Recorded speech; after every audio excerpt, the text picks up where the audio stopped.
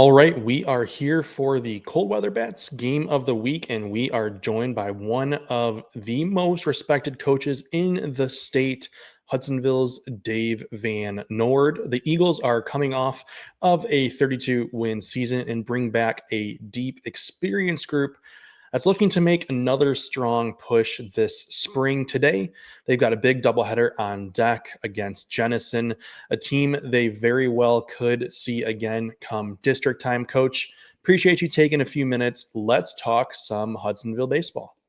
Coach, you guys closed 2024 on a serious run and bring back a loaded pitching staff. How much confidence has that brought over into this season for you guys into 2025?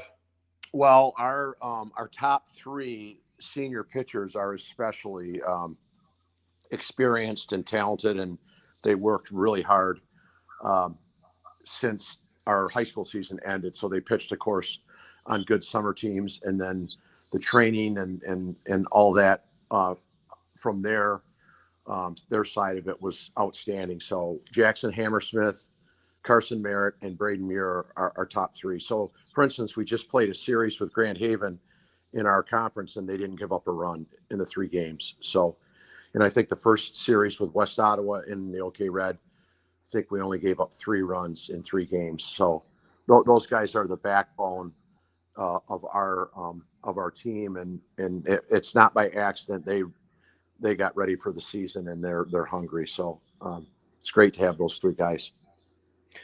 You've mentioned that pitching in the past. You've mentioned that pitching has really become a strength in recent years. What would you say is really the biggest factor in that development for you guys? Gosh, I don't know. We have had such good pitching since COVID. I think the training in West Michigan for pitchers has gotten a lot better. I think that our kids have benefited from that. We're blessed with kids from families that have the social economics to benefit, from a lot of that. And our kids, buy into the fact that they've got to train and they got to, get their velo up and do the arm care stuff. So I think it's the families and the kids really that have just really turned it around. I mean, like Joe DeSmit, our pitching coach, he does a great job calling pitches during the game. But I think we would be hypocrites to say that we work with our pitchers in the winter and we do this and that. And our kids do throw with us in the winter, but yet they also throw with their trainers and their summer team. So they're benefiting from that probably more than they are just throwing bullpens with us.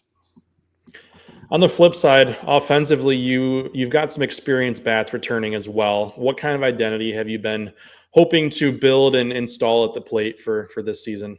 Well, we were hoping when last year ended, because we had a lot of juniors that played, that they got stronger and they got better as hitters.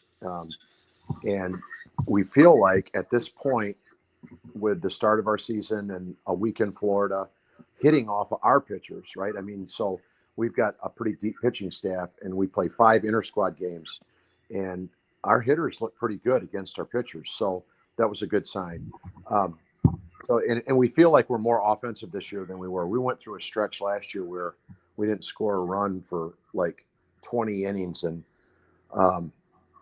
it was rough. And then we kind of snapped out of it, and then we got better offensively, but we still had a hard time a lot of times scoring 5 runs. And this year, our run production's been really good. So I think guys got stronger, and they took advantage of working on tweaking their swings, and a lot of it's they got older too, and they got stronger, and they're more experienced too. We did lose one of our best hitters, Ferris Eldred. I don't know if you heard, but he found out 2 weeks before the season that he has leukemia. So losing his bat in the middle of our lineup was pretty significant.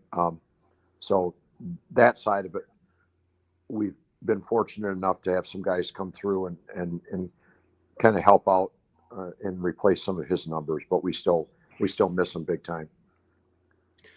From being on the outside, it seems like this is a very tight-knit group and really full of competitors that have gelled well. How much does team chemistry factor into what you've been able to build here? That's a great. I think that's a great observation on our seniors. They have played a lot, through the years with each other. Some of them since Little League and travel ball when they were 10 years old.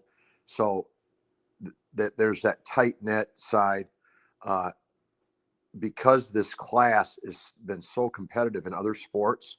For instance, our football team went to the state finals in the fall, and our basketball team was really good. These kids, they're connected with in other sports as well, and they're very competitive, and they've been fortunate enough to be on good teams. So I think that's part of it too. But yeah, they're close knit. They like each other, and they push each other big time. And our juniors have really done a nice job of fitting in with our seniors, which that's not always the case with groups.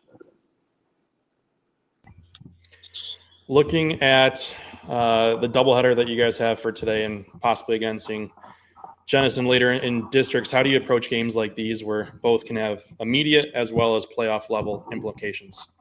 That's a good question. You look at the fact that if it was a doubleheader in the OK Red, it would be a huge doubleheader for league implications, but because it's a non-league, it's a little different that way. But I guess it doesn't matter because it's Hudsonville and Jenison, and we've gone at it with them for so many years. And our kids know their kids, right? And they play on the same travel teams, and a lot of them go to church together, and they some of them date girls from the other school, and I mean, there's just a really close connection to the two schools. So it's a rivalry no matter what, I think, whether it's in the conference or whether it's a non-league doubleheader or whether it's a district, big district game. Definitely a fun game when you always get to play the school down the road. Right. Lastly, 700 plus wins.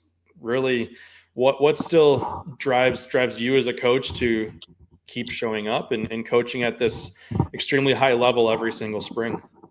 That's a good question. Well, number one, I'm sitting right by her, a wonderful wife that has let me coach. When our kids were little, I actually coached two sports. I coached varsity baseball, and I was a varsity assistant in football for a lot of years. And I could coach and teach, and she took care of our kids most of the time. So, and I would coach travel baseball in the summer and do all the football 7-on-7 stuff and so on. So number one, that's the case with our situation at home. And then I've been really fortunate to have great assistant coaches. Joe DeSmit has been with me for almost 30 years.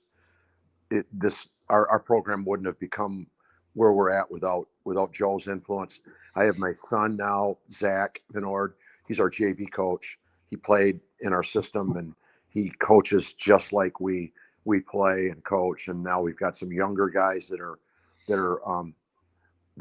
hungry, and they were former players. So we've been very fortunate that way. Ron Ingalls, who was a legendary Hall of Fame coach from Wyoming Park, he's been with us too, and his wisdom and experience has been really important. So, I mean, it's just the stability and the fact that we've been competitive and we've had good players, and I think our players have progressively gotten better as well. I'm a competitive person, and I love the competition. So I guess all that stuff's just kind of like we still have that. So I still hopefully can do a part of it if my health's okay. So that is going to wrap up our conversation with Coach Van Noord of Hudsonville. Big thanks for him taking the time out of his day to break things down with us. You really can feel the energy that he brings, and it's quite clear that his squad is locked in for this season.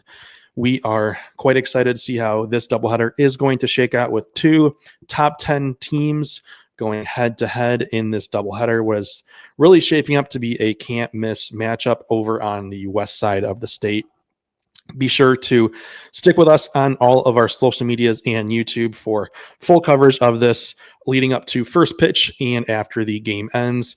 If you want even more insight, head on over to our Patreon, where we've gotten a full written preview of this matchup, and we will also have a post-game breakdown as well. We are quite excited about this Cold Weather Bats Game of the Week doubleheader edition. It's going to be special. Do not miss it.